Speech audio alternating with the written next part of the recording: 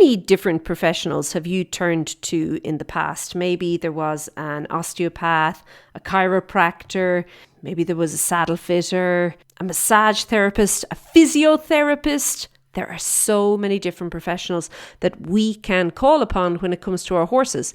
But, horse riding is a team sport. So has it ever occurred to you that potentially you actually need to call on one of these people or call to one of these people to help you with you? Well, today I want to talk about how you could use video to actually begin to identify if this is the case or not for you in your riding. Okay, let's dive in.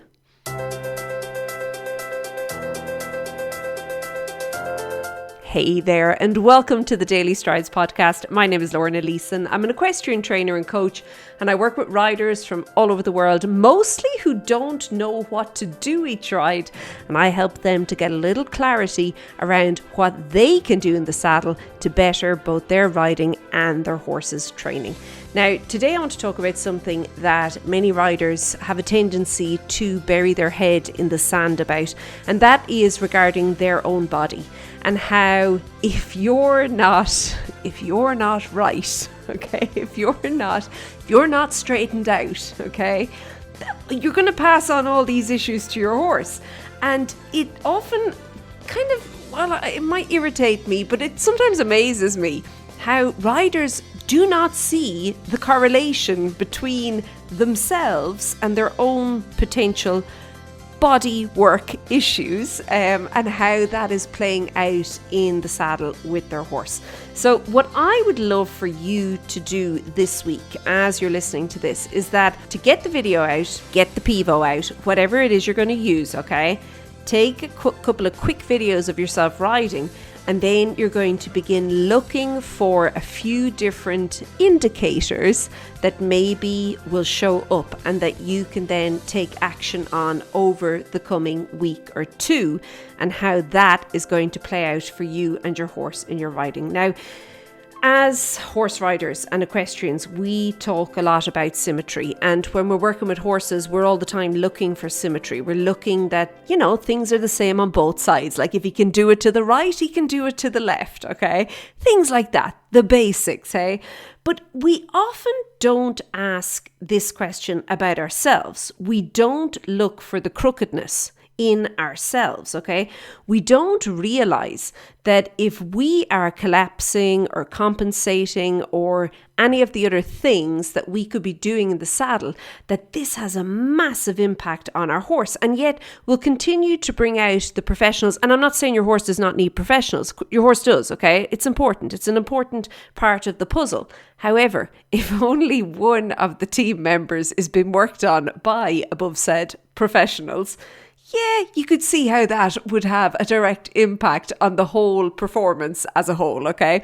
So I do think that it's really important. And instead of saying, why is my horse doing this? Like, why is my horse falling in? Or why is my horse not striking on the correct canter lead?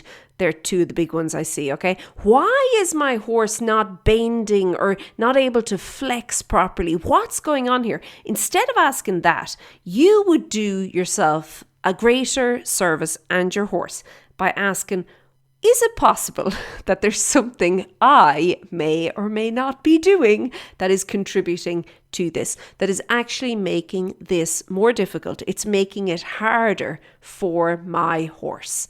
What is it that I could do to simplify this for my horse? Now, I also think that when we're talking about symmetry, and I want to go on a little bit more about this, it is important to understand that you need to have a few different angles. And this is why I think video really outranks photographs in this situation, okay? Or mirrors, okay?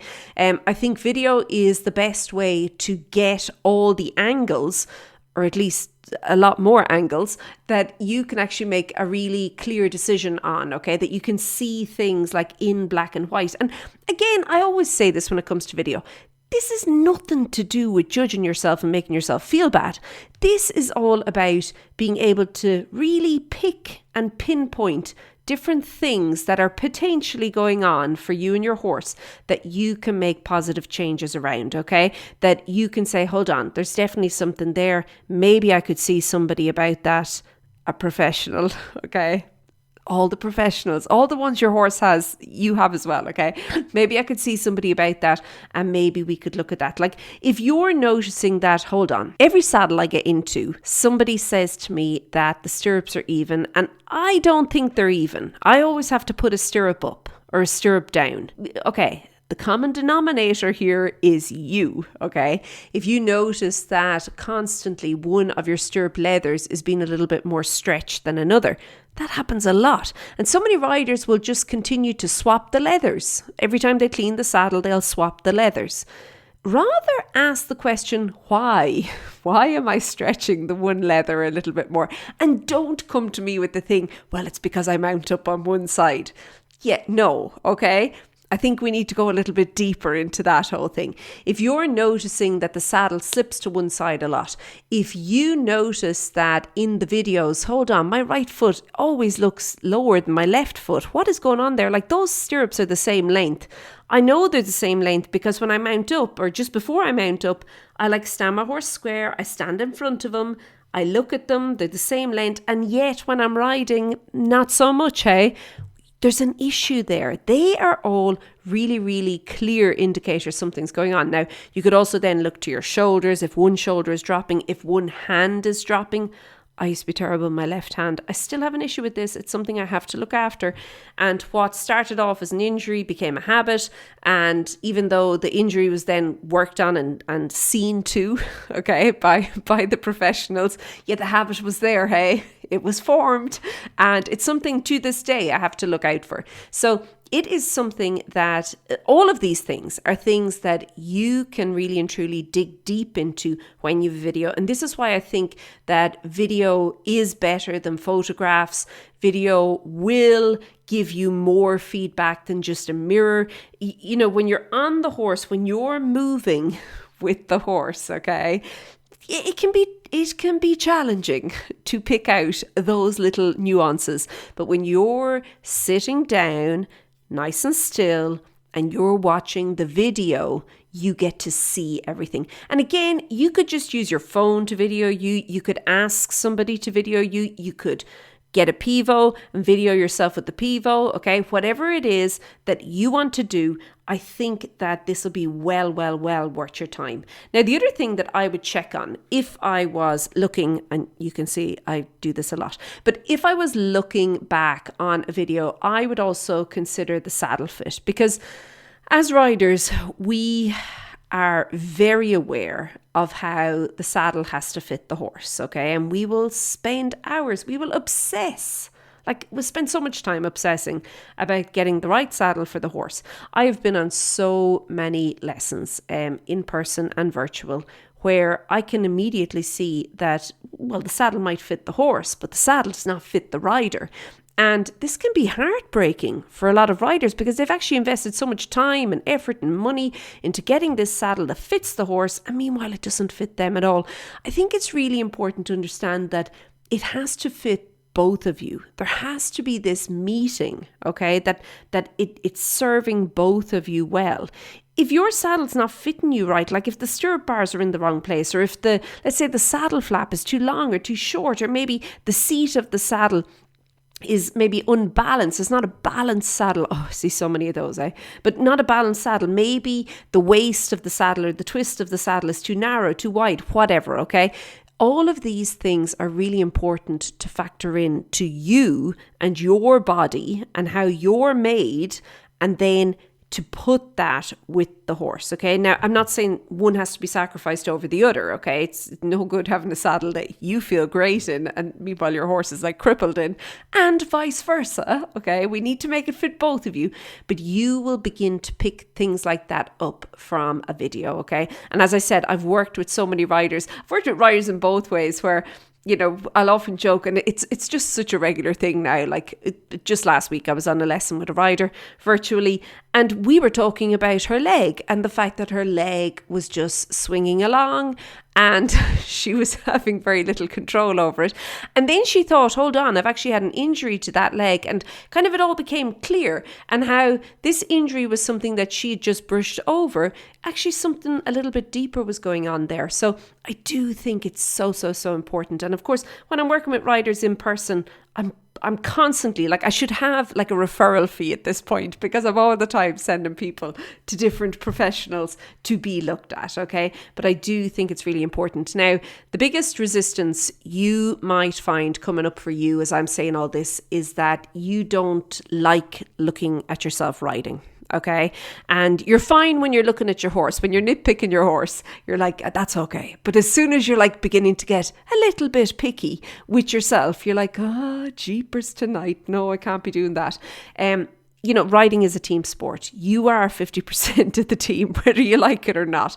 So you're not just going to be a passenger. You're a rider. I talk about that all the time. And if you are a passenger right now, you need to have yourself in the best possible shape to actually move into rider mode, okay? To move into driver mode, as we would say, okay? But that you're not just sitting there kind of letting the ride happen to you, that you're with your horse and the two of you together are creating something special and magic. So it is really important to understand that your seat, your posture, the tension, all of these things, if they are not right, they're going to hold you back. Like if your hips are not able to move correctly, if your body is not in alignment, if you're too stiff through certain joints because of old injuries, that is going to hold you back, and that is going to have an absolute knock-on effect to your horse. And so often, I'll say it again, riders are trying to fix the effect of what they are doing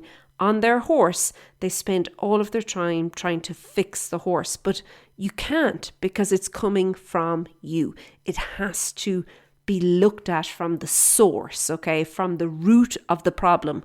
And like it or not, that very often is us, okay? It comes from us, it comes from the riders. We need to be aware of it, and we need to be very clear on it. So what I would love you to do with this is to get a video of yourself, okay? And then review it from the perspective of kind of asking, what am I doing here? Hold on now.